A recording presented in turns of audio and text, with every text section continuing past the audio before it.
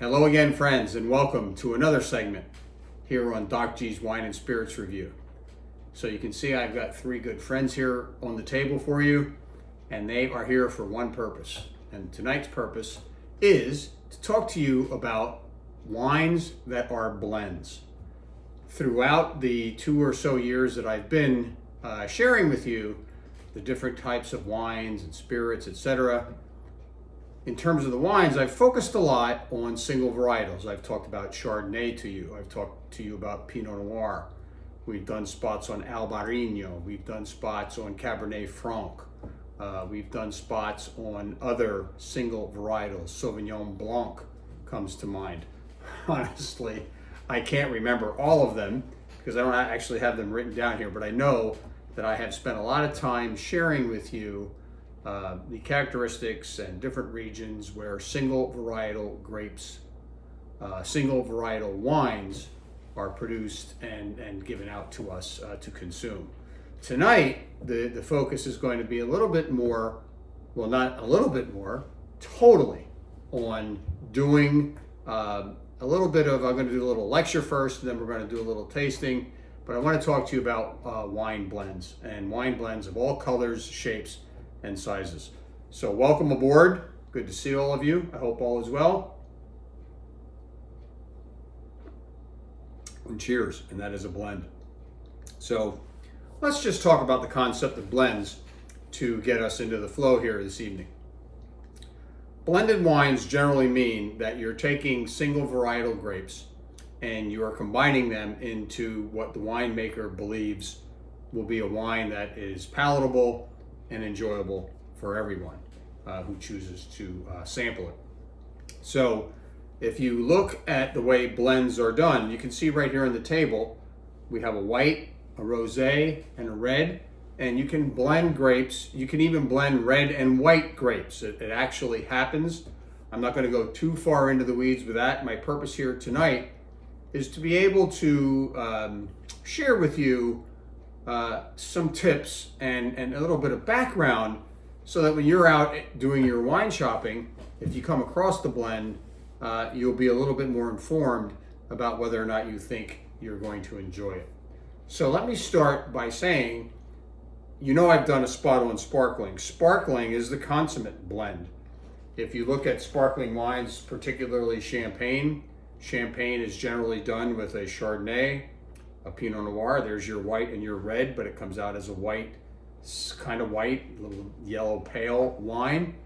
And it also has a little bit of a grape called Pinot Meunier in it. The bottom line is, whether you remember the grapes or not, if you pick up a bottle of champagne and you actually go into the store and it's French champagne, you just bought yourself a blend. It's a blend of different grapes. So many sparklings that you will see on the market that are domestic, made here in the United States. Read the label. Most of the time, they're probably a Chardonnay and a Pinot Noir blend. Maybe some other grapes. We do some blending with Gruner Veltliner in this country, which is an Austrian grape. But most of the sparklings that you'll find, as you remember, you can't call it champagne if it didn't come from the Champagne region in the Loire Valley in France.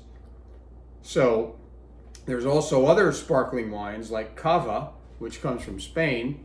And Cava grapes it's a blend. It's 3 grapes. I've talked to you about Cava when we did our sparkling spot. But just for a refresher, Cava consists of 3 Spanish grapes: Parellada, Xarel·lo, and Macabeo. And those 3 grapes are blended into what the Spaniards and the world knows now as Cava. So there's your first example of a blended wine. So if you're into blends, go grab a Cava, go grab a champagne, and go look at a sparkling domestic wine. I can only tell you that the wine label is a great source of information. I hope that when you go wine shopping and you're a little bit stumped, pick up the bottle and read it, for God's sake. It's going to give you a lot of information. I don't think most winemakers are trying to hide the ingredients of their wine. And in case they do, at least now by Doc G's, with Doc G's help, you're a little bit better informed about what might be in the bottle. So the moving past sparkling, you have different white blends. Now, white blends, I'm going to say this so that I don't have to repeat it. It's like when you're watching the TV show. I've lost my train of thought here. Family Feud, when they talk about, Steve Harvey always says, I'm only going to say this once. So I'm only going to say this once. You can do whatever you want with a blended grape, with a blended wine. You can take whatever grapes the winemaker wants to put together, but there are some that are traditionally much better than others. So what I'm going to try to do with you tonight is impart to you the typical ones that you might want to look for, so that you're not picking up this wild blend that turns out to be something that you just would rather pour away. So let's talk about white blends and the different types of blends that you've had. If you remember, I did a spot on Bordeaux maybe a little over a year ago, and Bordeaux means blend. They should say B equals Bordeaux, B equals blend.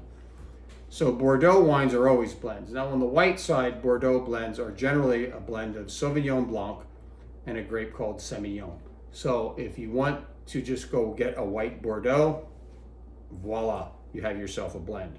There are other white blends like the one here in front of you that come from the southern Rhone grapes, but they make them here. They grow the grapes here in the United States, especially in California, and they're generally Grenache Blanc based wines. This one actually has a little bit of Vermentino in it. The winemaker felt that that was important for this. You can put Pic Poul, you can put Marsanne, you can put Roussanne in these. But my point is, if you see a wine that comes from the south of France, a Côte du Rhône white blend, it's more than likely going to have at least 3 or 4 different grapes in it. And this one does. And I'll come back to this one. I'm going to sample these all after I'm done talking about each different color of the wine for the blends. So with the white, and I would be remiss if I didn't add in Portuguese wines, which are generally very cost friendly. You can get a good Portuguese white wine somewhere south of $20. I mean, you can really, and I am not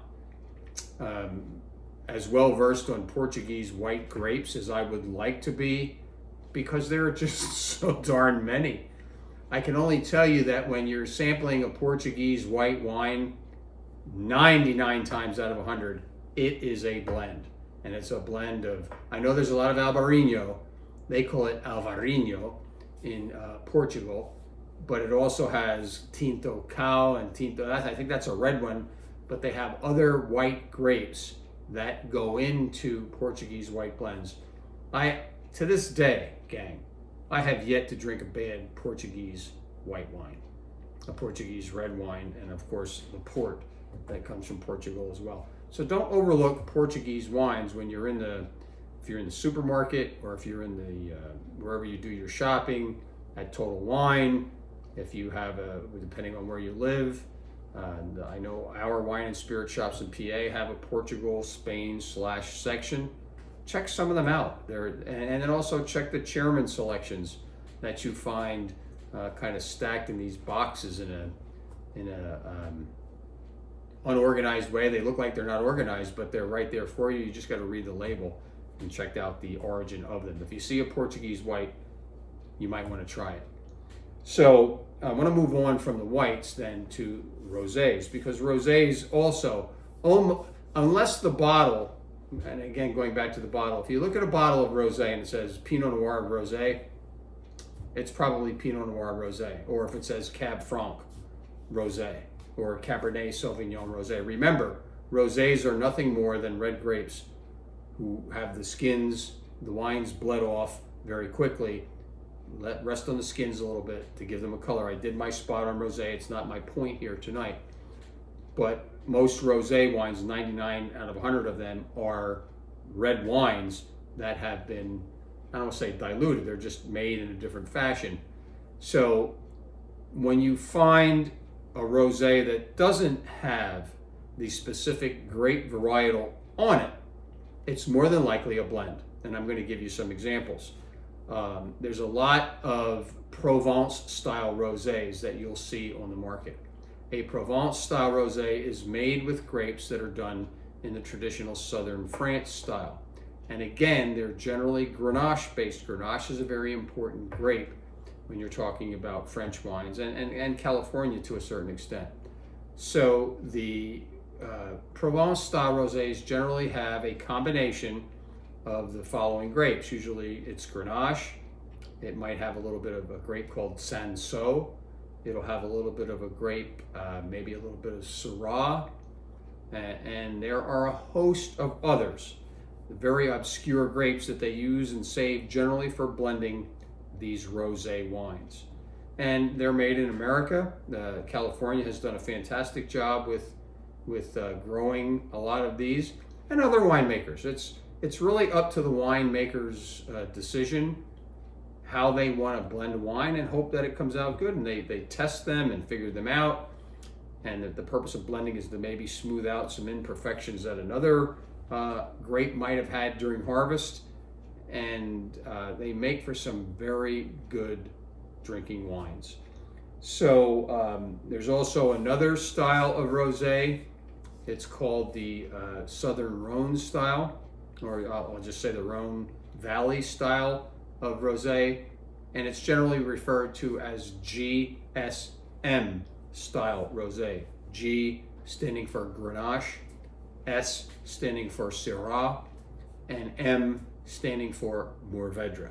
All of those wines alone make a fantastic rosé on their own, but a lot of the Côte du Rhône rosés from the Rhone wine valley in southern France and the northern Rhone, and also made here in the United States in California, are blends. So I always like to think that you're getting a bang for your buck when you buy a blend, because you're getting a chance to sample all these different grapes. You're generally, I can tell you point blank, there may be 1% of the wines in rosé or other styles that are made, like for example, Cinsault.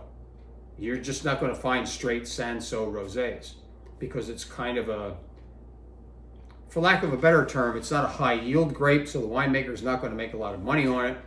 So they take this Cinsault as kind of like, it's like a recipe. It's like a flavoring agent, a little dash of Cinsault right into that rosé to help kick it up. And I'll tell you what, when you get a good rosé like the one that's here on the table, it's going to sample for you. And that's why I love the rosé. I love all rosés, but I can tell you my favorite rosés are generally the ones that are blended. And finally, so moving on, let's go past, we've done the sparkling, we've done the white, we've done the rosé. Now let's go to the reds. Now red blends, let's go back to what we said about whites. One of the major, if you buy a red Bordeaux, it's a blend. And I did my spot on Bordeaux, but basically it's Cab Franc, Cabernet Sauvignon, Merlot. There can be some Malbec in it, some Petit Verdot, and I think there's another grape they allow into it. But generally when you're never going to get a Bordeaux that is a single varietal. You don't get a bottle of Cabernet Sauvignon and call it a Bordeaux. Bordeaux is synonymous with blend. So if you want to try a Bordeaux, you can get crazy. You can find one at a decent price. I can only tell you that I have yet to have a bad Bordeaux, even those at the lower end. I mean, the higher end, I haven't I haven't walked on that magic carpet yet, or taken a ride on it. So I don't know. I can only imagine, based on the Bordeaux that I've had, how good one might be that is a little bit at the higher end of the production chain. So in the United States, we call those blends Meritage wines, and they generally use the same grapes, but they're grapes grown here in the United States. So if you see a bottle in the store called Meritage, that's an American blend of red wine. There is also, anytime you pick up a red wine, wherever it is you do your shopping, that says Rhone on it. Côte du Rhône, Rhone Valley, Rhone Village, whatever it is a blend. And generally, your Rhone blends are the same three grapes that I referred to in the rosé talk here: Grenache, Syrah, and Mourvedre. All three grapes worthy, and they are all bottled in single varietals on their own, and they all stand. They're fantastic alone. They're three of my favorite grapes. So can you imagine when you throw the three of them into the bottle at various levels of blending? Usually they're Grenache predominant, and then the Syrah and the Mourvedre kick those wines up to a certain level. The Southern Rhone grapes that are Gigondas, Vacqueyras, Chateauneuf du Pape. Chateauneuf du Pape are blends of they can be up to 20 different varieties of grapes. I'm not even going to get close to talking about the different grapes that are in there. I can only tell you it's a Grenache, Syrah, Mourvedre based wine. And then there's these other little grape varieties like Claret and Cinsault that are thrown in like salt and pepper and garlic, as you would in any recipe, to really ramp up the flavor profile and how good they are. So, and I don't want to leave you with the fact that there are only these types of blends. There are winemakers out there doing blends. Just look in the other section when you're out wine shopping. There's some wild things going on. I'm actually going to show you one tonight that is not listed here when we go through our tasting here. So the last thing I want to leave you with is that also in the dessert wine spectrum, there is the ports. If you drink a port from Portugal, unless it says it's like, I know there's a local winery here that makes Cabernet Franc port. It's just Cabernet Franc. But if you get Portuguese port, I'm just going to say it's a ton of different grapes, whether it's Ruby or 20. It is a blend. Almost all, excuse me, I need to wet my whistle. Talking too much, I should drink a little more. All Portuguese wines, I don't want to say all, I'm going to say 99% of them, they're blends. That's what the Portuguese do. And that's why Portuguese wine is absolutely fantastic. I promise to you, I will do a spot on Portugal. It'll probably take me a half an hour to do it because there's so much to talk about with Portuguese wine. So there you have it. Blends. Sparkling, white, rosé, red, and dessert. There are blends that are made for all types of segments of the wine drinking population. So what I'd like to do with you to kind of bring this to a close here is walk you through 3 different blends. And it's not my point to have you to recommend that you go out and get this one. This one might be too hard for you. But what I'm going to recommend to you is that you look very carefully, do a little bit of your own homework, and when you're in the wine shop, wherever it is you shop, look for a white that's from the Southern Rhone. And you might come across this one. It's not important that you get this one. What's important to me is that you go out, not important, I would like to see you go out and explore. These blends give you an excellent chance to get a good wine and sample some grapes that you might not otherwise have. So the first one on the table for you tonight, this one is called Bonpas, Legend de Bonpas. It is a Rhone grape, or is a Rhone wine, and it is primarily a Grenache Blanc based wine. Now I did a little bit of research. I know this one is also blended with a little bit of Vermentino and some other, and I'm not going to bore you with it, some other obscure Southern Rhone grapes. But I can tell you, I just had this wine with dinner. That's why this bottle is actually uncorked. Had it with some shrimp tacos.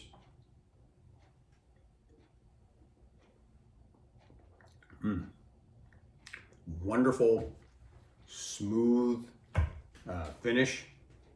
It's not real aromatic, but it's definitely got a nice flavor profile of sort of softness.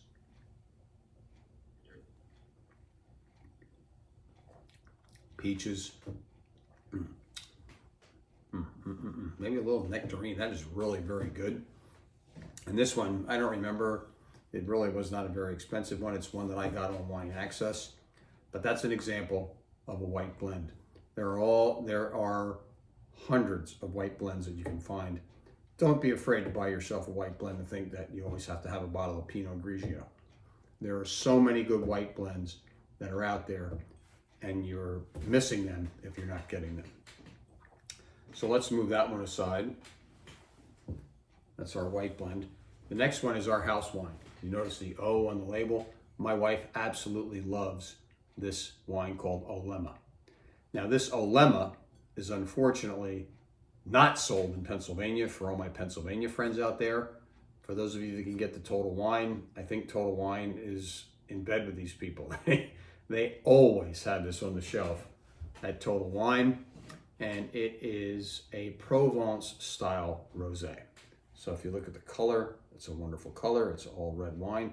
This one in particular is a blend of Grenache, Cinsault, and a little bit of Syrah, and probably a few other grapes that they don't even mention. It's got a wonderful spicy nose.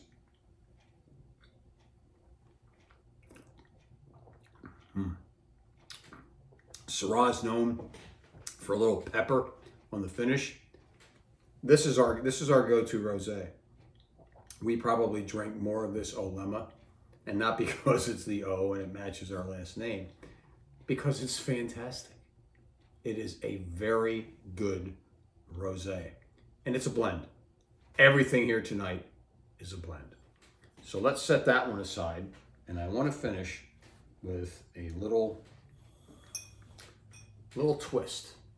So what you see in front of you, I know the label is hard to see, but this is a wine called CMZ. I did not mention a blend called CMZ, but it begs the point that I was making about what winemakers will do to be creative. And this is a wine that popped up on my feed about a month ago, and on Wine Access, and it was from one of my favorite winemakers, a gentleman named Matt Klein, who is from California, a place called Contra Costa County, and it's a place famous for Zinfandel and Cabs and Mourvedre and many other different great red grapes. So they posted this one for sale, and I decided, sight unseen, if it had Matt Klein's name on it, I was going to buy it. But the reason I'm sharing it with you tonight is not to say, ha, ha, ha, here I have this, you can't get it. My point is that there are a lot of creative things that are done with blended wines, and this is no exception. Now, I opened this one up before this spot. I had not had it since I ordered it. It just came to me about 3 days ago. A couple friends and I split a case or divided up a case, and I actually poured a glass of this just for this spot tonight. So let me describe the wine for you. The wine is called CMZ, and it's a play on words for the way they call the GSMs, the Grenache, Syrah, Mourvedres of the Rhone Valley. Well, what CMZ stands for in this wine is Cabernet Sauvignon, Mourvedre, and Zinfandel. And this wine is a Cabernet Sauvignon 33%, 15% Mourvedre, and 33.2% Zinfandel. And it's also with a little dash of a grape called Petit Syrah, a Rhone grape called Carignan, and a grape that I talked about called Cinsault. And they're just minuscule percentages, like 1 or 2%, to round out the whole profile of the wine. It's a 2016, they call them red wine blends, field blends. This is from Contra Costa County, and also some of the grapes are from Napa County. And I'm about to sample it with you live right now. Beautiful, dark, ruby, almost opaque.